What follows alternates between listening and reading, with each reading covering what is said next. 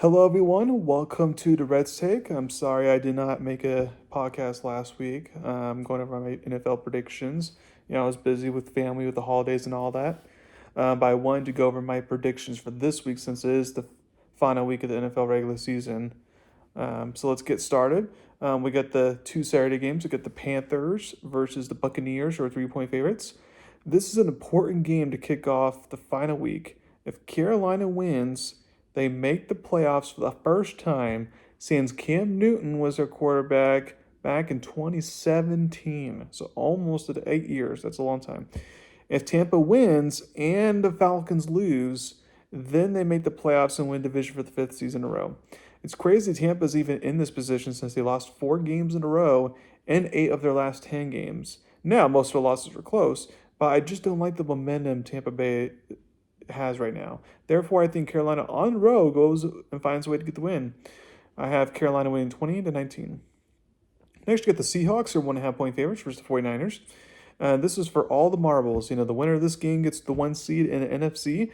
If Seattle loses, they'll be the 5th seed. If the 49ers lose and the Rams win, then they'll get the 6th seed.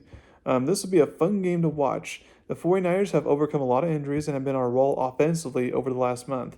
They also typically have Seattle's number, so it makes all the sense in the world to pick San Francisco here. However, I feel there is a reason the wise guys, the bettors, are having Seattle as a road favorite here.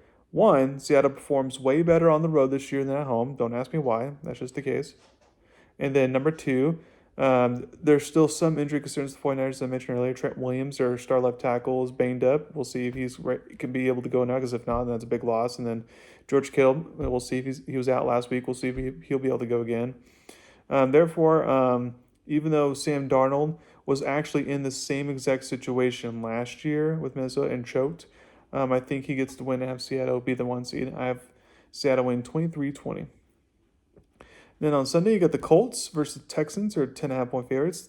The Texans, if they handle their business, will be the 5th seed. And if the Jaguars lose, then they can win a division and move up. But the Colts are packing in, playing rookie Riley Leonard over Phillip Rivers. So I assume Houston's going to get a win cover. I had them winning 20-6. Next, you get the Cowboys, who are 3.5 point favorites versus the Giants. Now, the Cowboys are not resting their starters here. They're going to try to avoid finishing with a losing record. And I don't think it matters that much since they won't be in the playoffs either way. But to them, they want to have positive momentum going to next season. The Giants clearly showed that they're still trying to get a wins since they whipped Vegas last week when they could have had the number 1 pick if they were to lose that game. I think this will be a fun offensive game like it was back when these two teams played back in week 2. I think the Cowboys in the end get their wish and get the win to end the season at 500. I have them winning 31-27.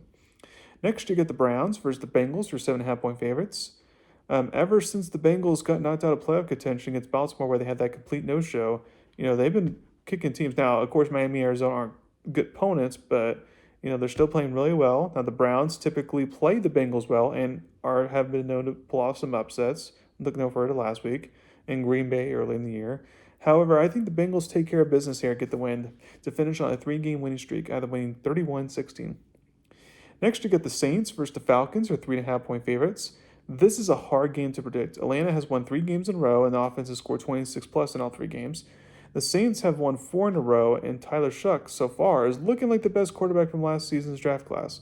The Falcons won this matchup in New Orleans back in November, so I think the Falcons take care of business and win this game to end on a 4-game winning streak. Although, I would not be shocked if the Saints get the upset since they have a lot of older veterans like Mario Davis, Cam Jordan, Taysom Hill, and in their mid-30s and the final year of their contracts and all that. So this could potentially be their last game for the Saints, So I'll have the Falcons winning 23-20.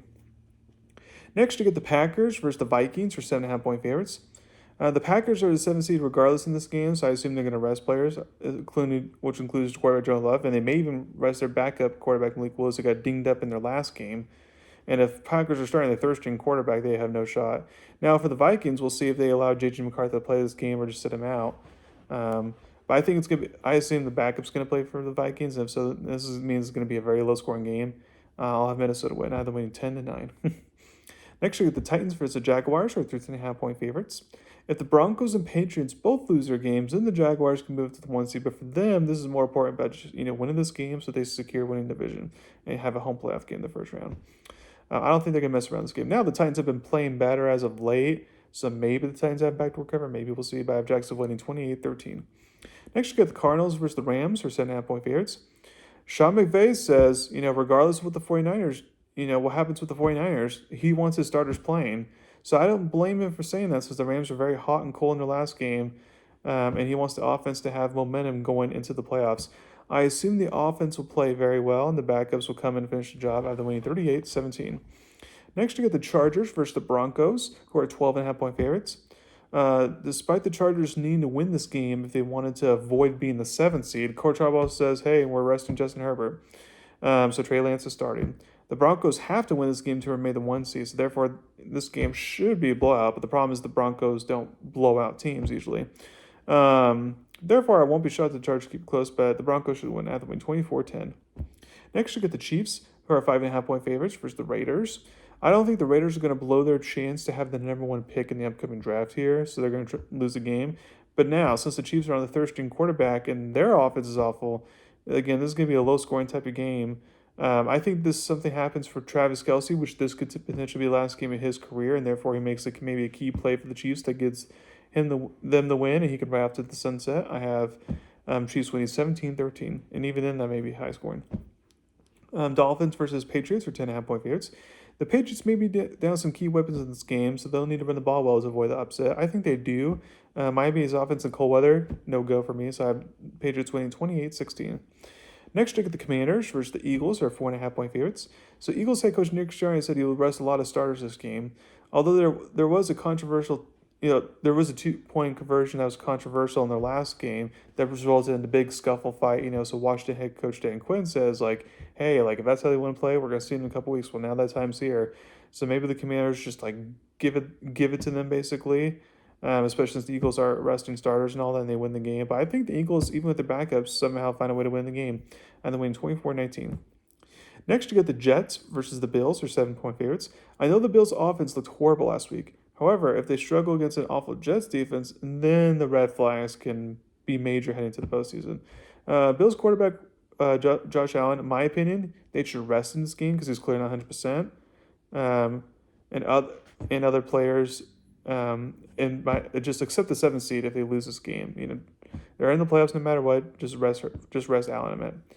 Although I don't think that will happen, so I think the Bills will just try to look good as much as possible, give positive juice going into the postseason. I have them winning 34-13. Next, you get the Lions versus the Bears, who are 3-point favorites. The Bears have to shake off last week's loss and just try to win this game. The Bears would rather face Green Bay for a 3rd time in the first round than the 49ers again or the Rams. I think the Lions will give effort in this game since that's just in Dan Campbell's team's DNA, but I think the Bears just find a way to get the win. At the winning 31-27. Last but not least, Sunday football, you get the Ravens, who are 3.5 point favorites, versus the Steelers. The do or die game. Winner makes the playoffs, loser goes home. I can understand why Baltimore's favoring this game, knowing quarterback Lamar Jackson is back for the Ravens. Also, the Steelers' offense last week with no DK Metcalf and even Calvin Austin III looked pathetic. Backup tight end Darnell Washington also had a season injury. So if quarterback Aaron Rodgers can win with Marquez Valdes-Scantling and old Adam Thielen and Scotty, then he deserves praise that's coming to him. The Steelers are going to have to be able to run the ball in order to win this game. I'm not sure if they'll be able to do that or not. I do think this will be another good game for Ravens running back Derrick Henry, and he can help guide them to a close win to get them in the postseason and to win a division for a 3rd season in a row. I had Baltimore winning 20-16. Thank you very much. Listen to my podcast today. Please subscribe to my channel and tell about me. Thank you very much. You have a wonderful day.